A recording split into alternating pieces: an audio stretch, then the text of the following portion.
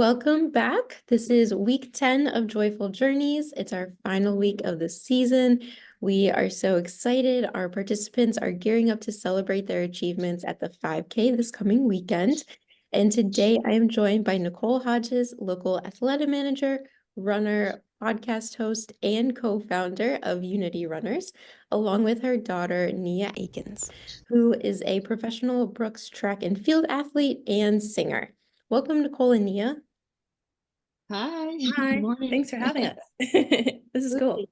I am so excited to be joined by this mother-daughter duo, and today we're going to jump into it and we're going to talk a lot about setting and achieving goals. But first, Nia, why don't you tell us a little bit about yourself and how you balance your running career as well as your music career? Yeah, I feel like running is it's my actual job, so I feel like I always prioritize that. And then music is more of a hobby and they work really well together. They go hand in hand. Where there's just a lot of kind of like unstructured free time for both.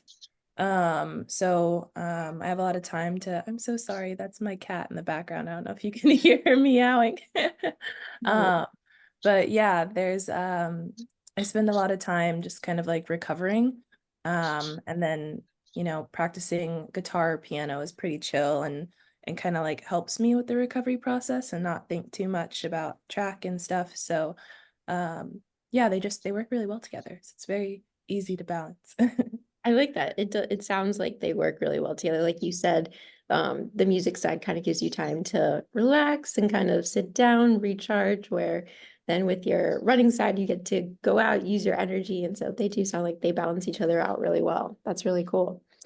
Nicole, tell us a little bit about yourself, how you balance work, hosting your podcast, and keeping up with your superstar daughter.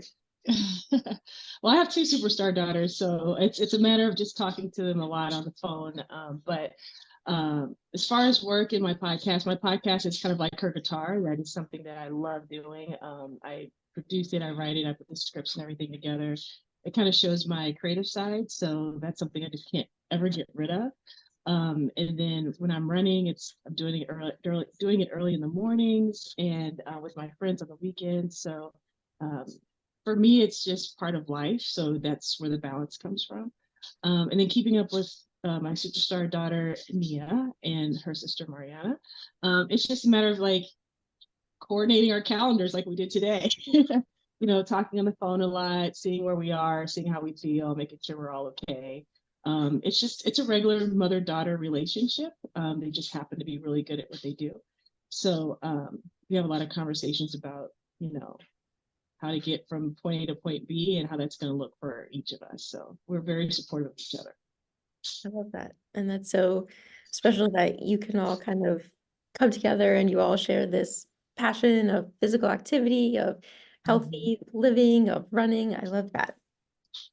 So, Nia, I would love to hear from you first on this. What do you remember about goal setting when you were growing up? Was it a prominent part of your life? Yeah, I remember growing up like if I ran really fast or if I got good grades, then I would get a reward for it. My parents would be proud and we would go out to dinner, or, I'd like get something nice. So I feel like that kind of like understanding in my brain of like, okay, if I work hard and like go through kind of the nitty-gritty mundane things I'd get rewarded for it. Like I learned pretty early and I think my parents like really helped with that. And then, it looks a little different when you're an adult, but it's still, there's still kind of a reward for what you do. And I feel like my parents also kind of like did a really good job. My mom knows that I'm like intrinsically motivated, so she does a really good job of kind of like letting me figure it out on my own, like like how I get there. Um, and, I was literally just talking to my mom last week about this and also maybe yesterday about this too. I talked to my mom a lot, but, like to set the big goal and then, um, if something along the way goes wrong, there's multiple ways to get to that big goal. So to like not freak out because you think you're on the wrong track, just like stay calm and like know that like if the big goal's not out of reach yet, then like you're still on the right path. So yeah, those are the two biggest takeaways, I think. I love those. Yeah. Definitely try to reiterate that second point to our Girls on the Run participants, that it's great to have one big goal, but even if you don't reach that goal, it's great to have smaller goals along the way so that when you do reach them, it's motivating you to keep pushing to that next goal, but also to remind you that you did achieve something that is still something big. Yeah. It's okay if you don't reach that big final goal, you're still pushing yourself and achieving more. So I love that. Nicole, since raising Nia, you might remember things a little bit differently, but how do you remember incorporating goal setting into her activities? I think she remembers it pretty well. Yes, we were very we did make sure that they were rewarded for their hard work. That's one thing that we both agreed with, and you could see what her body could do. Then it should like, so what do you think I could do next? And as a mother, you think your kids are always superstars in whatever they do. So it was a little scary for me to kind of push that, but I saw the hunger in her eyes and wanting to do better. So, we would, I remember vividly, we sat down and just wrote down these goals, and they were pretty lofty and they were pretty scary. I know they were a little scary for Nia because she'd be like, yeah, okay, I'll run a 2:04, something like that. But now that we look back, it's kind of funny because we never thought that it would get to this point.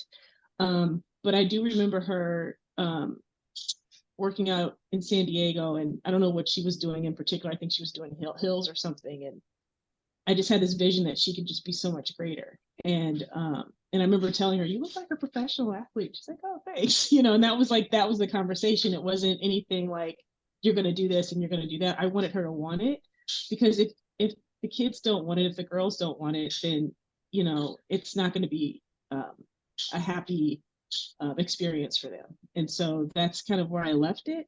And then with my youngest one, it was the same thing. She's a bit of a different beast, so to speak, because she wants it, and she'll tell you she wants it, and you just have to get out of her way. Through the world very differently, but with the same intensity and the same heart. I love that.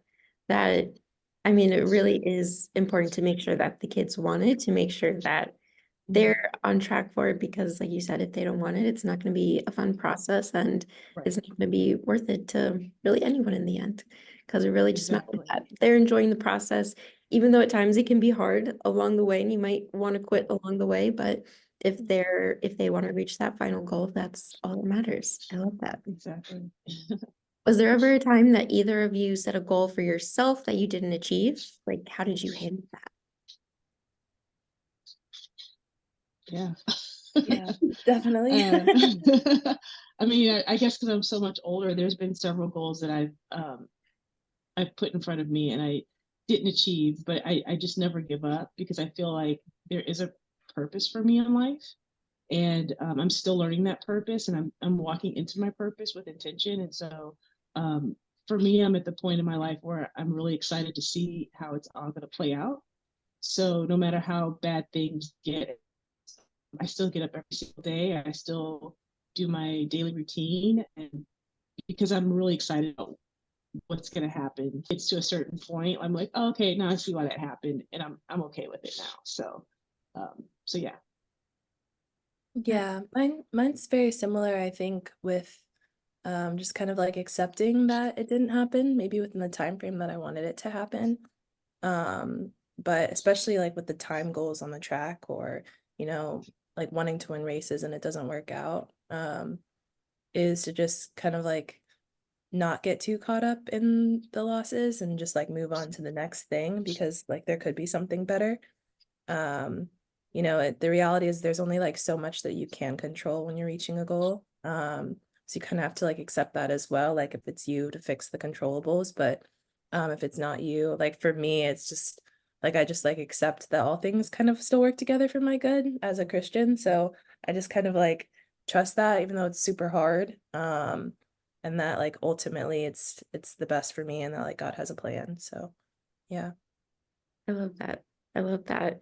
Really, the theme between it is not giving up, trusting the process and just knowing that it'll find a way to work out, whether it was how you originally imagined it or how it was meant to work out. But in one way or another, it'll work out at the end. Yeah. I like that. All right, one last question for you guys. Why is goal setting important in all aspects of your life? Like everything from professional lives to friendships to really everything that you do. Yeah, I think you move different when you have a goal. You're more intentional about the things that you do.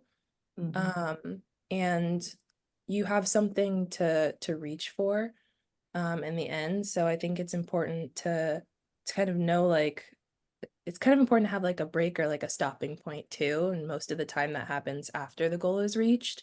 And I think that's really healthy as well. So it's kind of like an internal calendar for you in a sense as well. And that's how like my coach kind of looks at it too. Like we have like one big race, one big goal for the season. Then after that, we take like an emotional break, then we move on to the next thing. So yeah, I think it's just like really healthy to have that for those reasons. So Yes, I totally agree with Nia. As far as having goals in life in general, I think it's a great way to help you navigate through the world. I totally agree with what Nia said.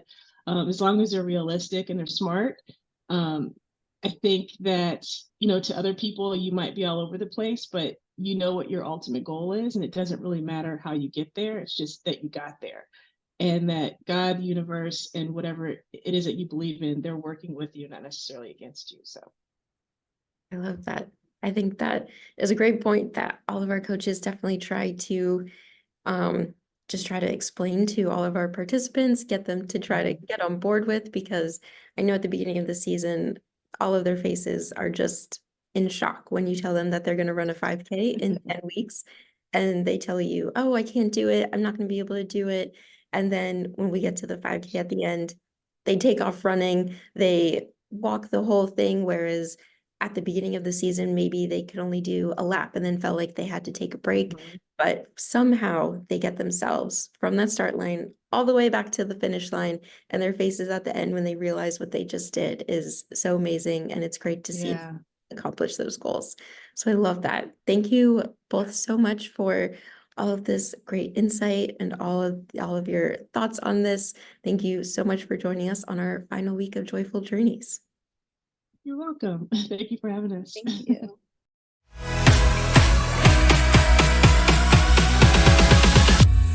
This episode of Joyful Journeys is brought to you by Girls on the Run of Northern Virginia.